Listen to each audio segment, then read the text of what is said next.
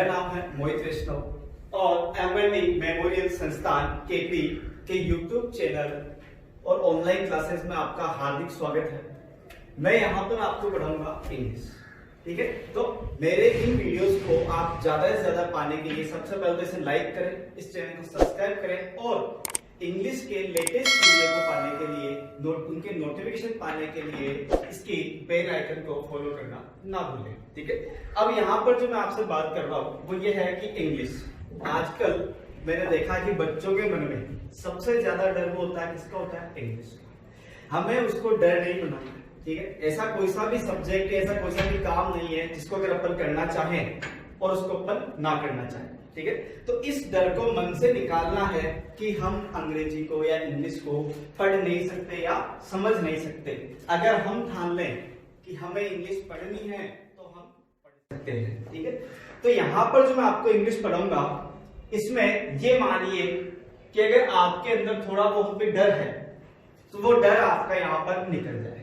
केवल आप ये देखें कि किस तरीके से मैं आपको यहाँ पढ़ाता हूँ और उनके बाद में वीडियोस को देखने के बाद आप उन वीडियोस में जो पढ़ाया गया है उसके द्वारा तथा आपके पास में इंग्लिश के जो भी नोट्स, जो भी बुक्स हैं या जो भी टेक्स्ट बुक है, ठीक है, उनके थ्रू उनकी प्रैक्टिस करें। और केवल ये ध्यान रखें कि कोई सा भी सब्जेक्ट हो प्रैक्टिस के बिना या प्रश्नों के बिना वो कभी आपका मजबूत नहीं हो सकता। ठीक है, तो इसके लिए अब आपको सिर्फ मेरे को फॉलो करना है। इंग्लिश के लिए आपको किसको फॉलो करना है? मेरे को कहीं परेशान होने की जरूरत नहीं। अब बात करते हैं कि स्कूली शिक्षा के अंदर किस तरीके से इंग्लिश का यूज होता है। आपके जो बोर्ड एग्जाम होते हैं 10th और 12th, कौन से होते हैं? 10th और 12th। तो 10th के अंदर ये टॉपिक आता है 4 नंबर का। कितने नंबर का? 4 नंबर का। 12th के अंदर ग्रामर नहीं आती है, वहां आता है कंपोजिशन। क्या आता है? कंपोजिशन। लेकिन अगर बात करें यहाँ पर 9th की, 11th की, तो इनके अंदर पे ग्रामर का उपयोग होता है। और 9, 10, 11, 12 ये हमारे बहुत ही महत्वपूर्ण, बहुत ही इंपॉर्टेंट रोल प्ले करते हैं कि इन दिनों हमने कैसे पढ़ा है कि ये हमारे फ्यूचर को, हमारे भविष्य को निर्धारित करते हैं। ठीक है, तो यहाँ पर अपन अंग्रेजी का पहला टॉपिक जो पढ़ेंगे वो है अंग्रेजी की नींव, यानी कि बेस। जब तक आपके टेंस क्लियर नहीं है तब तक आप अंग्रेजी के अंदर, ग्रामर के अंदर अच्छा प्रदर्शन नहीं कर सकते। ठीक है, जैसा कि मैंने आपको बताया कि 12th बोर्ड के अंदर ग्रामर का उपयोग नहीं होता, ग्रामर के क्वेश्चंस नहीं आते हैं। अब आप कहेंगे कि आप ग्रामर नहीं आती है तो हम ग्रामर क्यों पढ़ें? तो वहां आता है कंपोजिशन। और कंपोजिशन अगर आता है तो जो आप टेंस पढ़ेंगे तो टेंस के द्वारा ही आप क्या बना पाएंगे? सेंटेंस बना पाएंगे। या अगर वो सेंटेंस बनाएंगे नहीं, सेंटेंस कंपोज कर पाएंगे। किसके द्वारा? टेंस के द्वारा। तो आपको ये जानना या ये समझना अति आवश्यक है कि हम टेंस को किस तरीके से डील करते हैं, कैसे उसको समझते हैं। और सबसे जो महत्वपूर्ण बात है वो ये है कि टेंस की हमें कितनी और कितने प्रैक्टिस करनी चाहिए। सारा चीज, सारा खेल, सारी बात, सब कुछ केवल एक ही चीज पर निर्भर है, वो है आपकी प्रैक्टिस पढ़ाने के बाद। तो पहला जो हमारे बात में आपको कहें कि अपन क्या पढ़ेंगे?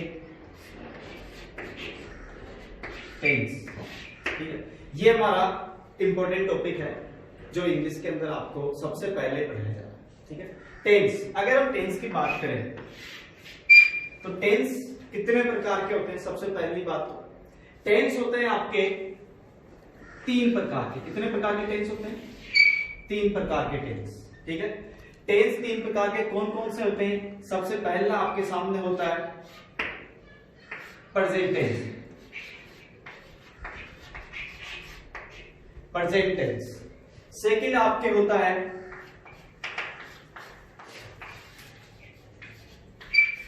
Past tense. और थर्ड आपके होता है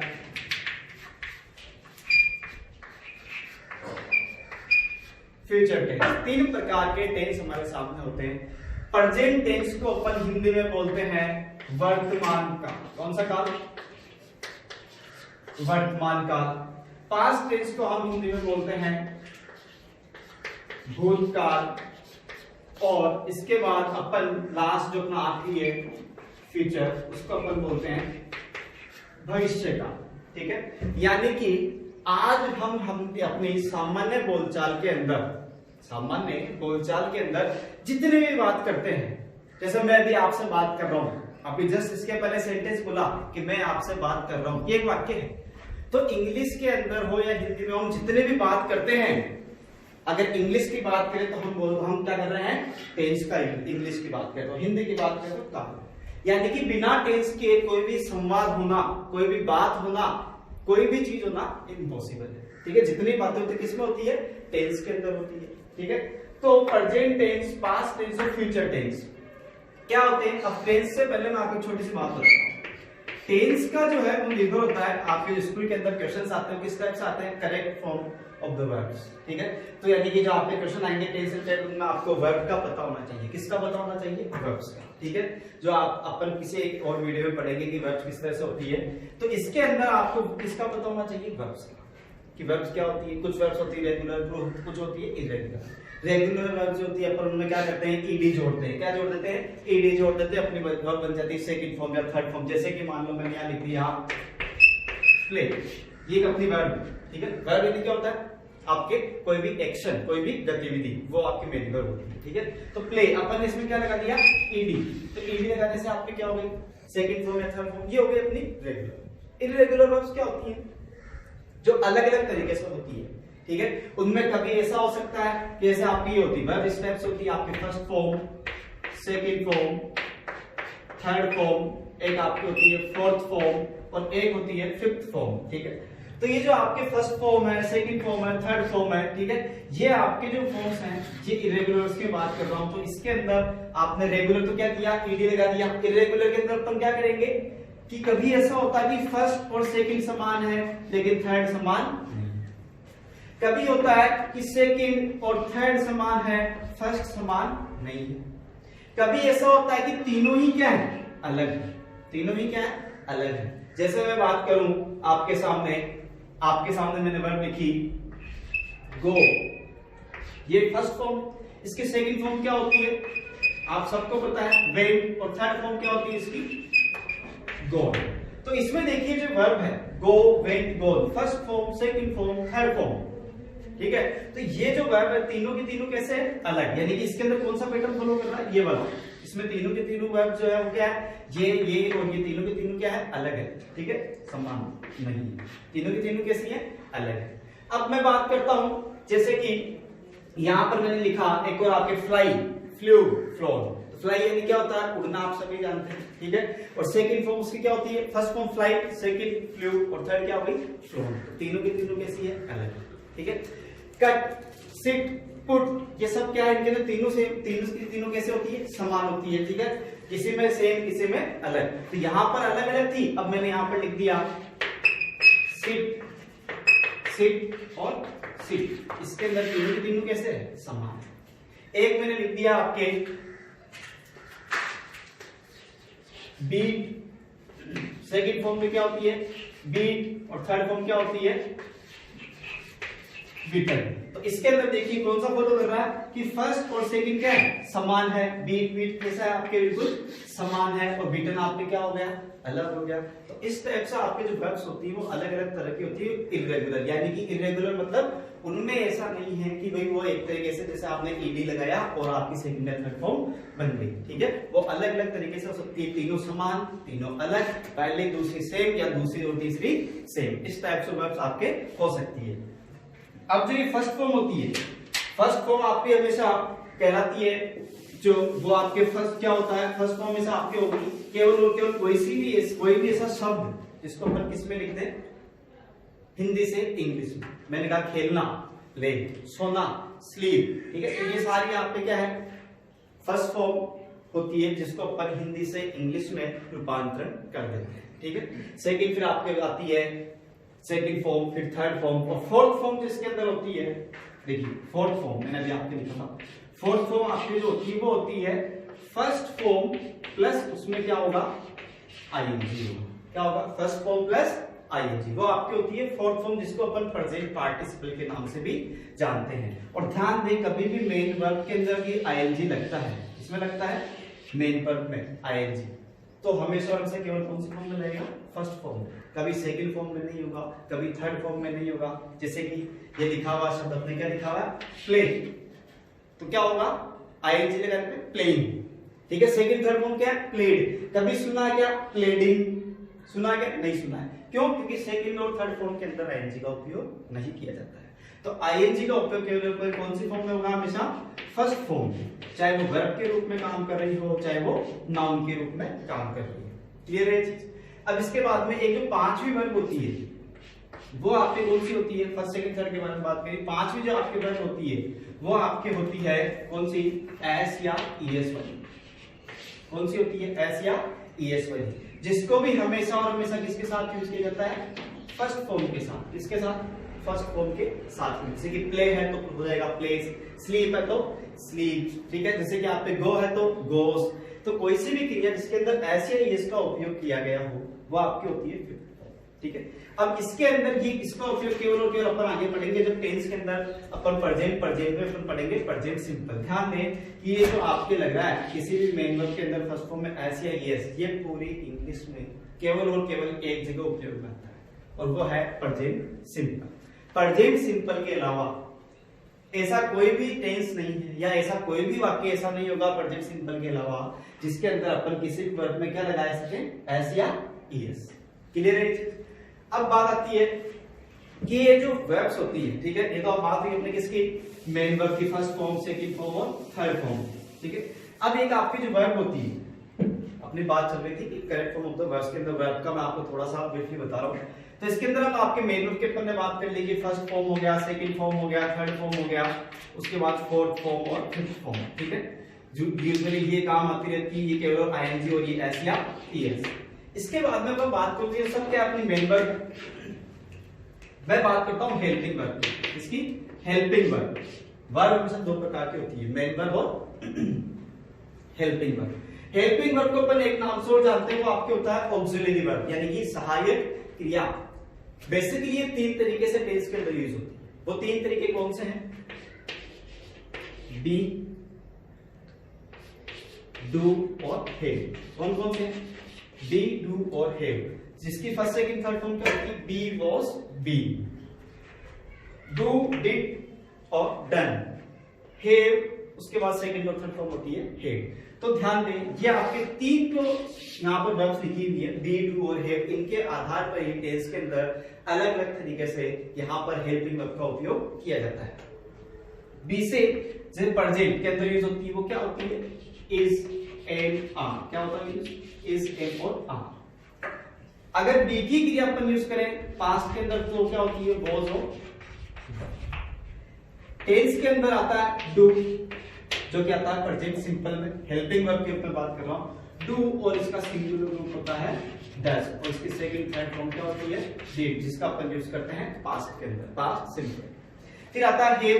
हैव का यूज होता है परफेक्ट के अंदर। किसमें होगा? परफेक्ट के अंदर, जहां पर फर्स्ट फॉर्म होती है हैव, इसका सिंगुलर रूप होता है हेज, ये तो काम आता है प्रेजेंट में, और सेकंड थर्ड फॉर्म होती है हैड, ये हेल्पिंग वर्ब काम आती है किसके अंदर? पास्ट परफेक्ट के अंदर, ठीक है।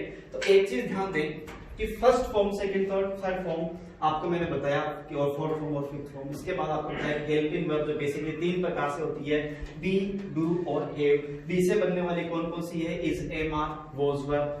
डू से बनने वाली डू, डज और डिड। हैव से बनने वाली हैव, हैज और हैव। ये आपकी हेल्पिंग वर्ब टेंस के अंदर यूज होती है।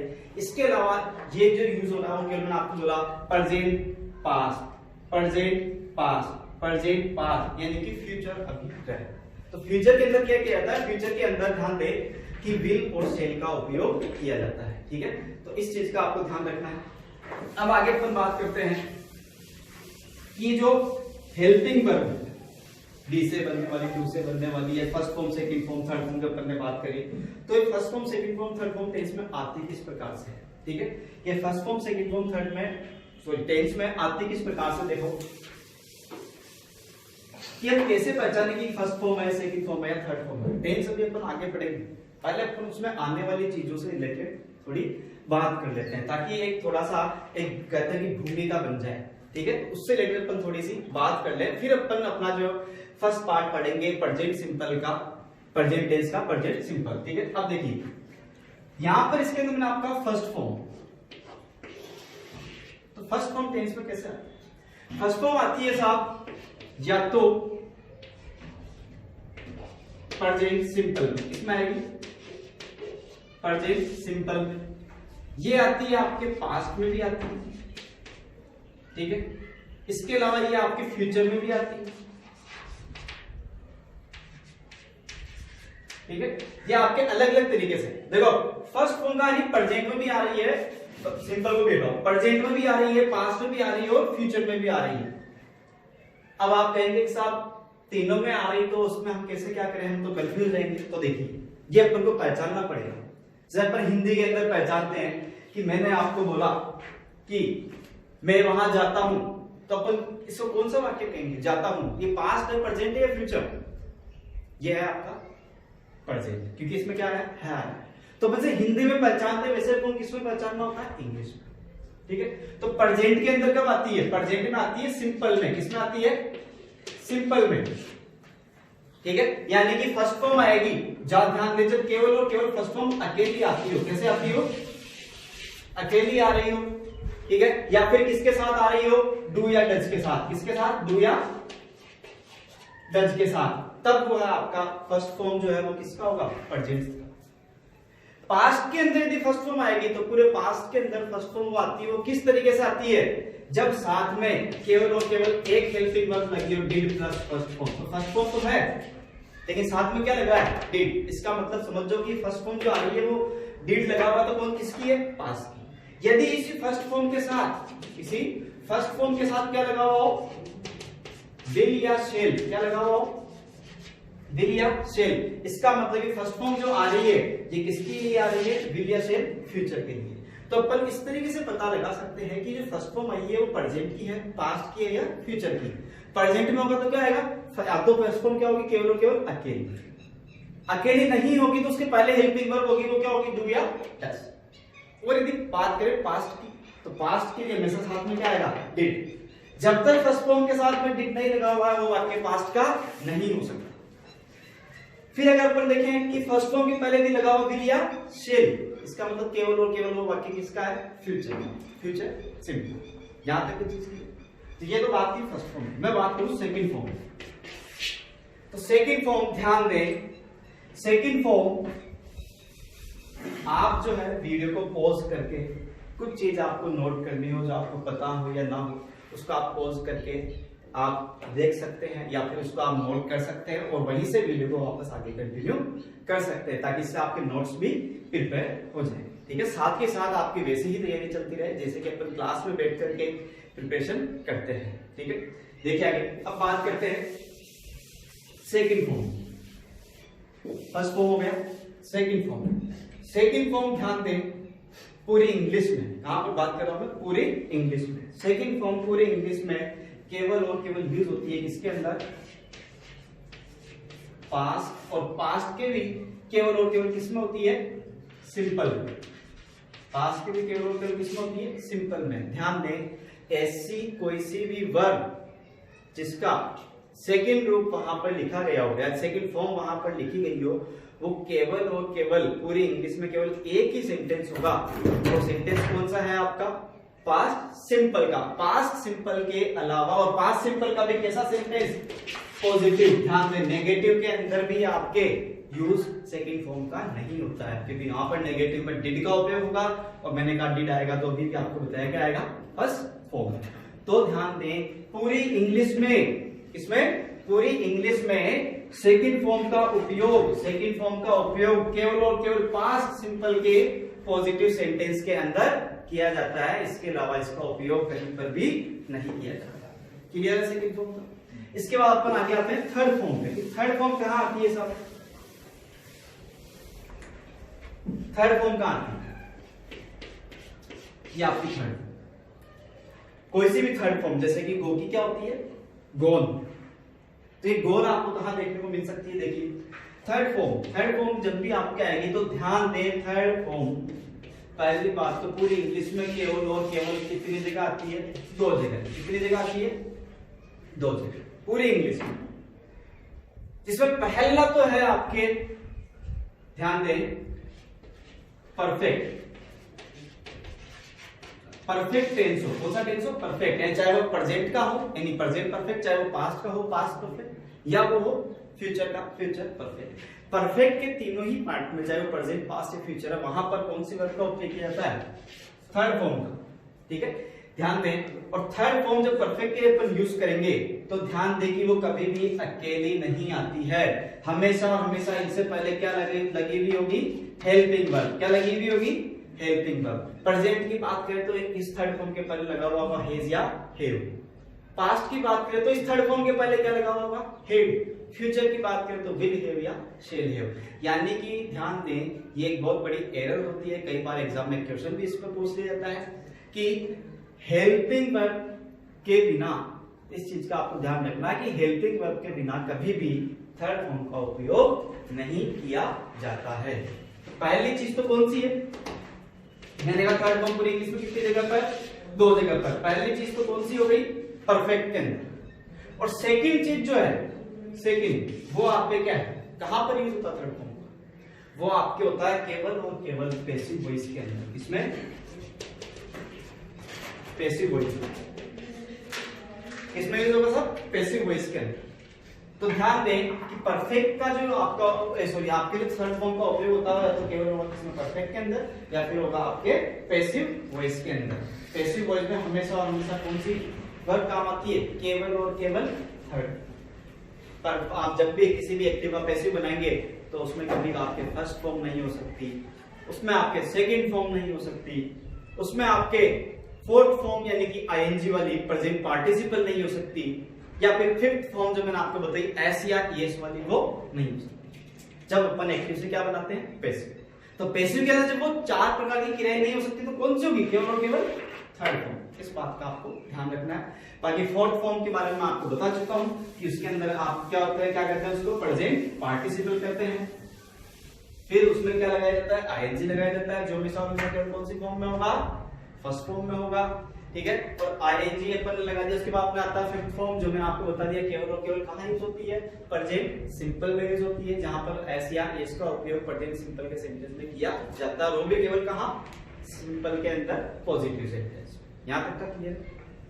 तो अपन ने ब्रीफली थोड़ी सी बात करी है टेंस से पहले कि आपकी जो वर्ब्स होती हैं वो किस तरीके से होती हैं। इसमें हेल्पिंग वर्ब हो गया और मेन वर्ब हो गया। मेन वर्ब की आपके first form, second form, third form, फिर फोर्थ आपके प्रेजेंट पार्टिसिपल आईएनजी वाली, फिफ्थ आपके एस या ईएस वाली। हेल्पिंग वर्ब की बात करें तो बी से, डू से या किससे बनती है? हैव से बनती है, जो प्रेजेंट और पास्ट में यूज होती है। फ्यूचर में भी डू और हैव हेल्पिंग वर्ब के रूप में आकर के इनमें क्या आता है? विल या शैल आता है, उसके बाद में यूज होता है अगर इनका होता है तो। ठीक है, वहां डायरेक्ट आपके जो है बी का उपयोग हो जाता है, वहां पर आपके हैव लग जाता है, लेकिन वो किसके बाद आएगा? विल या शैल के बाद। तो अपन अपना स्टार्ट करते हैं। सबसे पहला वो आपने क्या है? Tense, present tense, past tense, future tense. अब सबसे पहले अपन पढ़ते हैं प्रेजेंट टेंस। प्रेजेंट टेंस में आपके सबसे पहले क्या चीज आती है? Present simple. क्या आएगा सबसे पहले?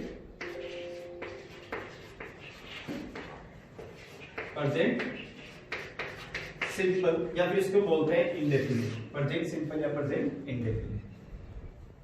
अब ये कोई नई चीज नहीं है, आप इनको बचपन से पढ़ते हुए आते हैं। ठीक है, आपके जब स्टार्टिंग से क्लास इंग्लिश में आए तब से टेंस स्टार्ट हो गए कि यार टेंस क्या होते हैं, क्या होते हैं, क्या नहीं। लेकिन कई जगह इनको अच्छे से पढ़ाया गया है, कई जगह नहीं पढ़ाया गया है। कई जगह अच्छे से पढ़ाया गया है तो अपन ने उसको अच्छे से नहीं पढ़ाया। तो अगर आपको अच्छे से समझना है, अच्छे से पढ़ना है तो एक बात आपको, चाहे आप ऑनलाइन क्लासेस में पढ़ो, चाहे आप टीचर से पढ़ो, लगातार पढ़ना होगा। ठीक है, और जो पढ़ाया गया उस पर मेहनत करनी है। ठीक है, सबसे पहले बात आती है प्रेजेंट सिंपल।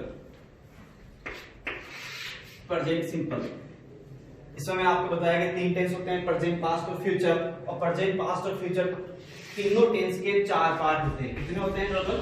4 पार्ट। प्रेजेंट के भी 4, पास्ट के भी 4, फ्यूचर के भी 4। कौन कौन से? पहला तो मैंने आपको बताया सिंपल, जिसको अपन इंडेफिनिट भी करते हैं। सेकंड आपका होता है कंटिन्यूअस। थर्ड आपका होता है परफेक्ट, और फोर्थ आपका होता है परफेक्ट कंटिन्यूअस। हर टेंस के अंदर ये 4 पार्ट होते हैं, चाहे वो आपका प्रेजेंट हो, चाहे वो आपका पास्ट हो या फ्यूचर। सिंपल जो है प्रेजेंट सिंपल को भी अपन पढ़ेंगे। ठीक है, कंटिन्यूस की मैं एक बार आपसे बात करता हूँ। कंटिन्यूस यानी क्या होता है? लगातार, निरंतर, जारी, ऑनगोइंग, कोई भी ऐसा कार्य जो लगातार होता रहे, यानी कि वो कार्य क्या है? इनकम्प्लीट है, अपूर्ण कार्य है, यानी कि वो कार्य भी पूरा नहीं हुआ है, वो जारी है। तो कंटिन्यूस में चाहे वो प्रेजेंट कंटिन्यूस हो, पास्ट कंटिन्यूस हो या फ्यूचर कंटिन्यूस, हमेशा और हमेशा इसके अंदर कैसे सेंटेंस आएंगे जो इनकम्प्लीट हो, अधूरे हैं, जो भी पूरे होने हैं वो जारी है। जबकि परफेक्ट में क्या होगा? कंप्लीट। कोई भी कार्य जो कंप्लीट हो जाता है, पूर्ण हो जाता है, वो आता है आपके परफेक्ट के अंदर। फिर और जो सिंपल में आपके आती है, ध्यान दें, हैबिचुअल एक्शंस जो होते हैं वो किस में आते हैं? हमें दिन, दिनचर्या, आदत वगैरह, ये सब किस में आती है? सिंपल। परफेक्ट कंटिन्यूस के अंदर क्या होता है? कोई भी ऐसा कार्य जिसका ये नहीं पता कि वो खत्म कब होगा, यानी कि वो अभी भी जारी है लेकिन किसी एक समय से स्टार्ट हो चुका हो। जारी तो ये भी है कंटिन्यूस, लेकिन या फिर परफेक्ट कंटिन्यूस भी जारी है, कंटिन्यूस भी क्या है? जारी है, दोनों कंटिन्यू है। लेकिन यहां पर तो वो जारी है कि मैं इन दिनों कक्षा 12 में पढ़ रहा हूं, ठीक है। या फिर अगर मैं बात करूं परफेक्ट कंटिन्यूस, इसमें कैसा आएगा? मैं 3 साल से कक्षा 12 में पढ़ रहा हूं, यानी कितने समय से? 3 साल से, यानी कि मैं लगातार फेल होता हुआ, ठीक है। तो इसमें आप मतलब समझे, मैं खेल रहा हूं, मैं क्रिकेट खेल रहा हूं, कंटिन्यूस है, जारी है। मैंने कहा मैं सुबह से क्रिकेट खेल रहा हूं, तो जहां पर वाक्य ऐसा हो जो जारी हो, कंटिन्यू हो, उसके अंदर साथ में आप पे क्या जोड़ दिया जाए? टाइम। क्या जोड़ दिया जाए? टाइम। तो वो आपके हो जाएगा परफेक्ट कंटिन्यूस। और ये टाइम इंग्लिश के अंदर जोड़ा जाता है किससे? सिंस या फॉर से। इसकी अपन बात करेंगे जब अपन पढ़ेंगे परफेक्ट कंटिन्यूस, सिंस या फॉर। ठीक है, क्लियर है आप तक का? अब अपन बात करते हैं प्रेजेंट सिंपल की। तो प्रेजेंट सिंपल की बात करें तो ध्यान दें, जब भी अपन टेंस पढ़ेंगे, क्या पढ़ेंगे सब? टेंस। तो टेंस जो है सारा का सारा किसका है? हेल्पिंग वर्ब और मेन वर्ब का। किसका है? हेल्पिंग वर्ब का और मेन वर्ब का। यानी अगर आपको हेल्पिंग वर्ब और मेन वर्ब का अच्छे से ज्ञान है, अच्छी आपको इनके बारे में नॉलेज है, तो आप कभी इसके अंदर डिफिट नहीं खाओ, मार्क इसके अंदर नहीं खाओ। यानी कि हेल्पिंग वर्ब मेन वर्ब पहचाननी है कि कौन सी हेल्पिंग वर्ब कौन से टेंस की है, कौन से मेन वर्ब कौन से टेंस की। क्लियर? तो सबसे पहले बात करते हैं प्रेजेंट सिंपल। प्रेजेंट सिंपल के हिंदी वाक्य में क्या पहचान? कोई भी ऐसा वाक्य जिसके अंत में क्या आता हो? ता है, ती है या ते है। ऐसा कोई भी वाक्य जिसके अंत में आता हो ता है, ती है, ते है, तो वो आपकी किसका होता है? प्रेजेंट का। एक बार आपको बताता हूं, जहां भी वाक्य में, हिंदी वाक्य के अंत में क्या आएगा? है। क्या आएगा? है। इसका मतलब वाक्य किसका है? प्रेजेंट का। आप क्या आ गया? ता है, ती है, ते है, यानी कि प्रेजेंट, प्रेजेंट सिंपल। आप क्या आ जाए? इस है से पहले रहा, रही, रहे, क्या आ जाए? रहा, रही, रहे, और उसके बाद में क्या रहा? है। तो है तो क्या है? प्रेजेंट, और रहा, रही, रहे कंटिन्यूस। आप क्या आ जाए? चुका, चुकी, चुके, या फिर अंत में आपकी मात्रा ऐसी गया, गई, गए, इस टाइप से। उसके बाद में क्या आ जाए? है। ठीक है, तो ये आपका कौन सा हो गया? Perfect, present perfect. ठीक है, तो इस टाइप से अपन पहचानते हैं। और जब आप क्या आ जाए? रहा, रही, रहे, बाद में क्या आ जाए? है, लेकिन इससे पहले जुड़ा हो से। क्या जुड़ा हो? से, तो वो आपके हो जाएगा परफेक्ट कंटिन्यूस। ये से वही है जो आपको समय से जोड़ रहा है। देखो ये आपके क्या है? रहा है, क्या है? कंटिन्यूस और रहा है वापस, लेकिन उससे पहले से लग रहा है, तो ये क्या हो गया? Perfect continuous. यानी कि रहा है दोनों का रहा है, लेकिन से लगने से आपके कौन सा हो गया? Perfect continuous. क्योंकि ये से किसको जोड़ रहा है? टाइम को। और कंटिन्यूस और परफेक्ट कंटिन्यूस सबसे बड़ा अंतर किसका है? टाइम का। ठीक है, तो अपन बात करते हैं प्रेजेंट सिंपल की। अपन बात कर रहे थे कि हिंदी वाक्य की पहचान क्या होगी? ता है, ती है या ते है। अब देखिए प्रेजेंट सिंपल में वाक्य कैसे आते हैं। प्रेजेंट सिंपल में जो वाक्य आते हैं वो आते हैं किस टाइप के? जो हमारे हैबिचुअल एक्शन, दैनिक दिनचर्या के कार्य। ठीक है, जैसे कि मैंने कहा मैं सुबह 6 बजे उठता हूँ, उसके बाद 1 घंटा खेलने जाता हूँ, उसके बाद 8 बजे रोजाना नाश्ता करता हूँ, 9 बजे मैं पढ़ाने जाता हूँ, मैं रोजाना 7 घंटे पढ़ाता हूँ।